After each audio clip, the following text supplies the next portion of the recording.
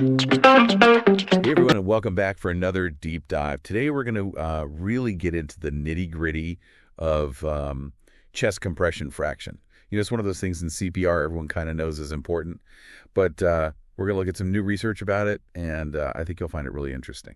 Yeah, definitely. There's some cool stuff here for sure. So, just to make sure we're all on the same page, what exactly IS chest compression fraction, like what does that even mean? Well, so it's basically how much time during CPR, right? You're actually pushing on the chest. Okay. So like if you think about it like a ratio, Yeah. more time spent doing compressions, the better. Makes sense. It's so like, Yeah. I remember learning we want to shoot for at least 80% CCF. Right. At least 80%. But like WHY is that number so important? We know it's good, but Yeah.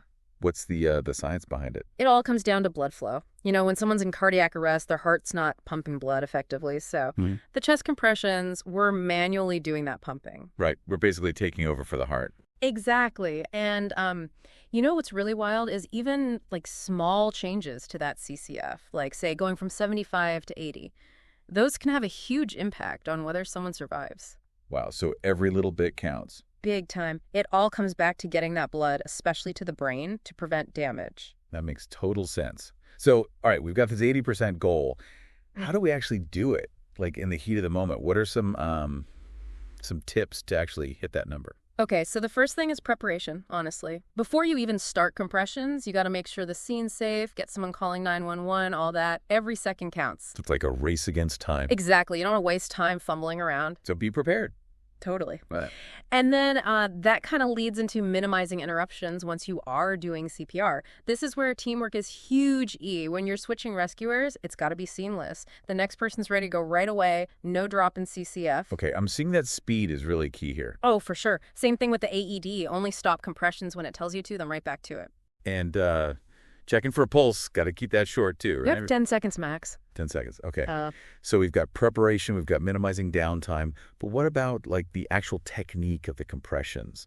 That's got to be important too, right? Absolutely. Your technique makes a big difference. Aim for about 100 to 120 compressions per minute. Yeah. And go down about 2 inches for adults. Okay. And I remember learning you have to let the chest fully come back up between each push. Exactly. If you don't do that, the heart can't refill with blood for the next compression. Makes sense. Kind of like filling up a water balloon or something. Exactly. You got to let it expand to get more water in.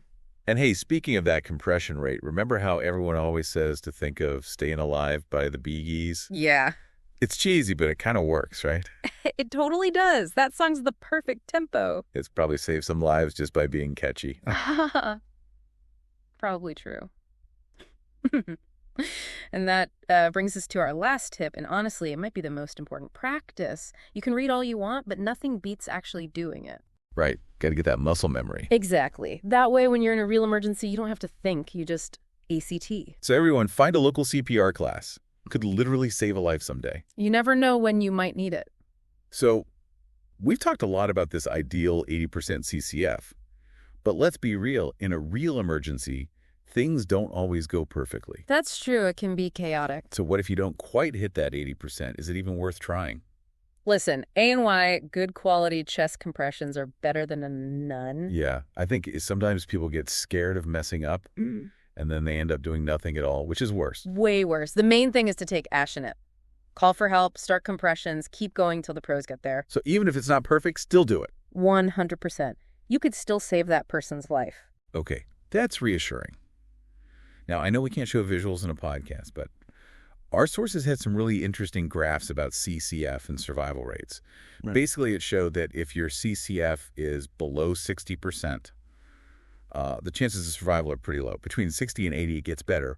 But once you hit 80 and above, that's where you're really maximizing the chances of saving that person. Makes you realize how important every little detail is, right? For sure. Like all this stuff we're talking about, minimizing interruptions, good technique, it all adds up. Yep, it all contributes to that overall CCF number. Now, you mentioned interruptions earlier, and our sources actually had a whole table breaking down the common ones and some solutions for dealing with them. Oh, yeah, that's a good one. So, like, what are some of those common interruptions we should watch out for? Well, like we said, switching rescuers can be a big one. Yeah. And then, of course, there's the AED when it's analyzing the heart rhythm. You have to pause compressions for that, but you got to get right back to it afterwards. Right. Every second counts. And then another common one is checking for a pulse. You have to do that, but you want to keep it as brief as possible. Got it. So efficiency is key. Big time. Okay, so we're starting to see how all these pieces fit together.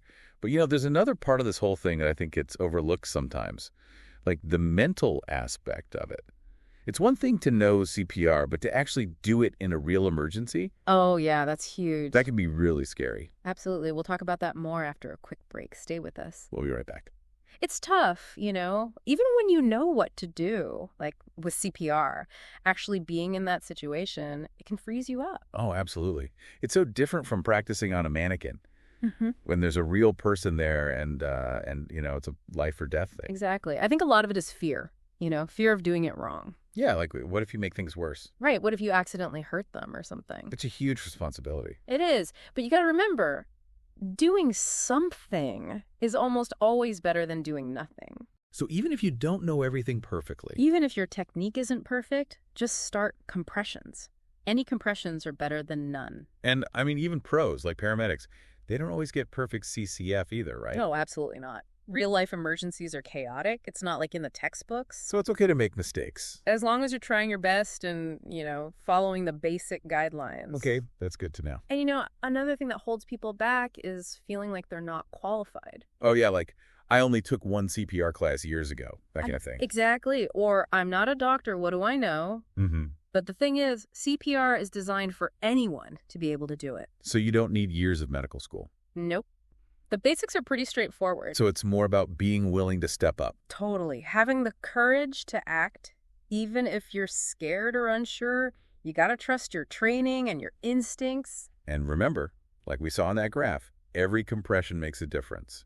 Every single one. Even if you have to stop for a second to adjust your grip or something, keep going. You're still circulating blood, keeping that person alive. Okay, that's powerful stuff. So we're seeing how important it is to just ACT, not freeze up. Now, earlier we talked about those interruptions that can mess up your CCF. Let's dive into those a bit more.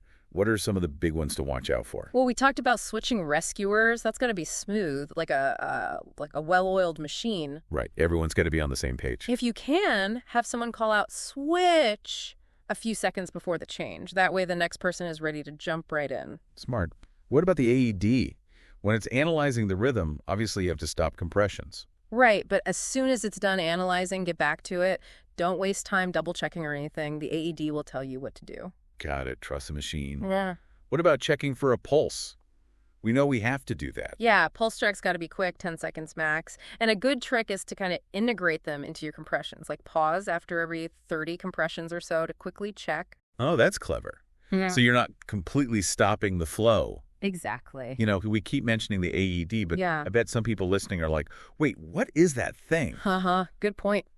AED stands for Automated External Defibrillator. It's basically a portable device that can shock the heart back into a normal rhythm. Oh, so like those paddles you see in movies. Kinda, but way easier to use. They have voice prompts and everything. Really? So you don't have to be a doctor to use one? Nope. They're designed for anyone to be able to use. That's amazing. And honestly, having an AED nearby can be the difference between life and death. Studies show that early defibrillation is one of the most important things for survival. Wow. So everyone should know where their nearest AED is. Absolutely. And if you can, advocate for having them in more places. Right, like schools, workplaces, all that. Could save a life. Okay, so we're seeing how crucial the AED is. But let's not forget about good old-fashioned CPR training. For sure. Everyone should know CPR. Imagine if everyone did. So many lives could be saved. It's not just about those big dramatic emergencies either, right? Yeah, it's like having that knowledge gives you a sense of confidence. Like you're prepared for anything. Exactly. It's like a superpower, knowing you have the skills to potentially save someone. Okay, we've talked a lot about CPR and AEDs, but I'm curious, what are some of the biggest MYKHS you hear about this stuff? Oh, there are tons. One of the biggest is that you have to be a medical professional for CPR to work. Right, like only doctors can do it properly. Yeah, and that's just not true. Anyone can do CPR. So it's more important to try than to worry about being perfect. Exactly. Another big myth is that you need to be certified. Oh, like you need a special card or something. Yeah, and that's not true either. Good Samaritan laws protect you if you're acting in good faith. So if you see someone in trouble, Don't hesitate because you don't have a certificate. Just do what you can. Okay, so no more excuses. Everyone should learn CPR. And find out where your nearest AED is. Be prepared. Be a hero. Speaking of being prepared, what happens after those initial life-saving measures? Like, what about post-resuscitation care? Oh, that's a great point. A lot of people think once someone has a pulse again, they're good to go. But it's not that simple. Yeah, it's not like in the movies where they cough a couple times and they're fine. No. Recovering from cardiac arrest is a long road. So they still need medical attention. Absolutely. They'll likely need to be hospitalized, have all sorts of tests and treatments. So even after doing CPR, you should stay with them until the paramedics arrive? Definitely. And tell the paramedics everything you know, like what happened, what you did, any changes you saw in the person. Right, because that info could be really important for their treatment. Exactly. You're like their advocate before the pros get there. So it's all connected, this whole chain of survival. It is. We all have a role to play. And speaking of roles to play, I think it's time to hear from some real-life heroes, people who use their CPR skills to make a difference. I love those stories. We'll be right back with those after a quick break. Okay, so we're back, and I don't know about you, but hearing all that about post-resuscitation care and stuff, it just really drives home the point that learning CPR is like having a superpower. Totally. It's like you're equipping yourself to potentially save a life. Exactly.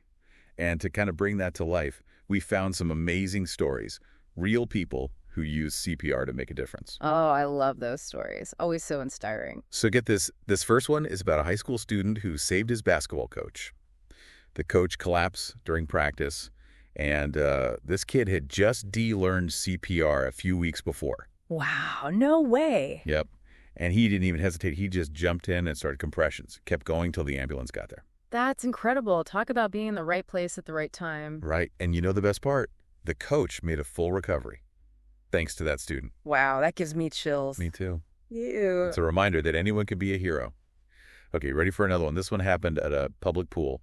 A kid, I think he was like 5 years old. He was at the bottom of the pool. Oh, no. The lifeguards got him out right away. And thankfully, one of them knew CPR. See, that's why it's so important to have those skills, especially around water. Absolutely. The lifeguards started doing compressions and rescue breaths. And after a few minutes, the kid started breathing again. That's amazing. Talk about a close call. Seriously. These stories just make you realize CPR isn't just some abstract skill. It's like it connects you to your community, you know? Totally. You're part of this web of people who are ready to help each other. It's about taking responsibility, being prepared. And knowing that you have the power to make a difference. Well said. Wow, we've covered a lot today. Chest compression fraction, how to improve it, all those myths we hear. And of course, those inspiring stories. I hope everyone listening feels empowered, like they can go out and learn CPR, maybe even teach someone else. That's what it's all about. Spreading the knowledge, saving lives. Couldn't have said it better myself. So that's it for today's deep dive. Keep learning, keep practicing. You never know when you might need those skills. Thanks for joining us.